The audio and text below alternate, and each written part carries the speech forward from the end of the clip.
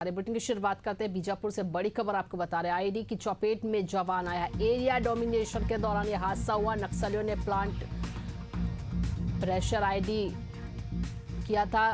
नक्सलियों ने लगाया हुआ था। इलाज के लिए जवान को रायपुर रेफर किया गया। घायल जवान की हालत सामान्य बताई जा रही है, खतरे से बाहर है। भोपालपट्टनम थाना क्षेत्र का ये पूरा मामला, जहां आपको बता दें कि नक्सलियों की आईडी लगाने से आईडी की चपेट में जवान आया। एरिया डोमिनेशन के दौरान यह हादसा हुआ है। आपको बता दें कि नक्सलियों ने प्रेशर आईडी प्लांट किया था। इलाज के लिए जवान को रायपुर रेफर किया गया है। वहीं घायल जवान की हालत सामान्य बताई जा रही, खतरे से बाहर बताई जा रही है स्थिति। भोपालपट्टनम थाना क्षेत्र का ये पूरा मामला, आईडी की चपेट में जवान आया है। बता दें आपको कि एरिया डोमिनेशन के दौरान ये हादसा हुआ है।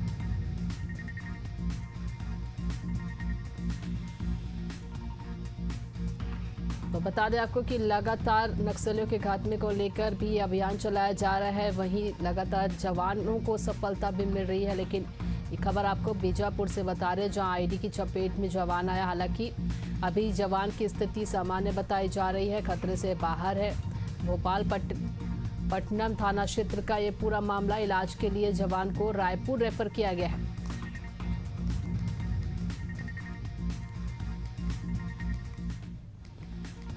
तो नक्सलियों ने प्रेशर आईडी प्लांट किया था, इसके चपेट में जवान आया। जवान को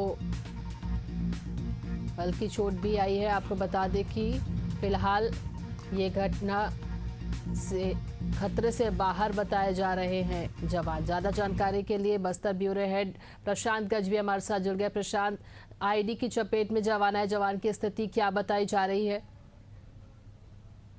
ये पूरा मामला बीजापुर जिले का है, जहां पर एक और बार जो है नक्सलियों की प्रेशर आईडी की चपेट में जवान आया है। और इस महीने की अगर बात करें तो ये तीसरा प्रेशर आईडी का विस्फोट है, जिसमें इससे पहले एक जवान और घायल हो चुका है जो सीआरपीएफ कोबरा का था। तो वहीं इससे पहले जो एक और ब्लास्ट हुआ था, उसमें एक मासूम बच्चा जो ग्रामीण है वो इसकी जद में आया था। अब ये तीसरा ब्लास्ट हुआ है। और जिस तरीके से बताया जा रहा है कि एरिया डोमिनेशन के लिए टीम निकली हुई थी एसटीएफ के जवानों की, उस दौरान जो शुरुआती तौर पर जो जवान चल रहा था उसका पैर जो है आईडी की चपेट में आया, जिसकी वजह से ये ब्लास्ट हुआ। और ब्लास्ट की वजह से उसे गंभीर चोट लगी। प्राथमिक इलाज कर दिया गया है। उसके बाद बेहतर इलाज के लिए उसे रायपुर हेलीकॉप्टर की मदद से रेफर कर दिया गया है। जो पूरा मामला भोपालपट्टनम थाना क्षेत्र का है। इस तरीके से अब फिलहाल बस्तर के अंदरूनी क्षेत्रों में माहौल चल रहा है। अब अंदरूनी क्षेत्र में लगातार नक्सलियों पर दबाव बनाने के लिए एरिया डोमिनेशन सर्चिंग ऑपरेशन लगातार किए जा रहे हैं। और जो प्रेशर आईडी है वो बहुत सी जगहों पर लगाई गई है। ऐसे में उन प्रेशर आईडी को डिटेक्ट करने के लिए काफी समस्याएं होती है, जिसकी वजह से जवान अब इसके जद में आते जा रहे हैं। और आमने सामने की लड़ाई नक्सली तो लड़ नहीं रहे हैं, लेकिन कहीं ना कहीं प्रेशर आईडी और कमांड आईडी के माध्यम से जवानों को नुकसान पहुंचाने का प्रयास कर रहे हैं, ताकि जवानों का मनोबल कम हो सके। लेकिन जिस तरीके से जवान लगातार ऑपरेशन चला रहे हैं, तो कहीं ना कहीं नक्सली बौखलाए हुए हैं और उनको नुकसान भी काफी बड़ी मात्रा में हो रहा है। लेकिन आमने सामने की लड़ाई से कहीं ना कहीं नक्सली और जवान जो है आमना सामना नहीं हो रहा है। लेकिन नक्सलियों की जो सेफ रणनीति है, जो आईडी के माध्यम से जवानों को नुकसान पहुंचाने की, वो कहीं ना कहीं कारगर साबित हो रही है। तो इससे जल्द से जल्द जो है बचने का रास्ता जो है जवानों को ढूंढना पड़ेगा, क्योंकि जो डिटेक्ट करने वाली मशीन है वो बहुत ज्यादा गहराई में जो आईडी दबी होती है उसको डिटेक्ट नहीं कर पाती। ऐसे में लगातार जो है जवान आईडी की चपेट में आते जा रहे हैं, जो काफी समस्या भरा हुआ है, जिसको लेकर पुलिस महकमा भी अब लगातार इस प्रयास में लगा हुआ है कि आईडी जो लगे हुए हैं उसको डिटेक्ट किया जा सके, ताकि जवानों को आने वाले समय में नुकसान ना पहुंचे।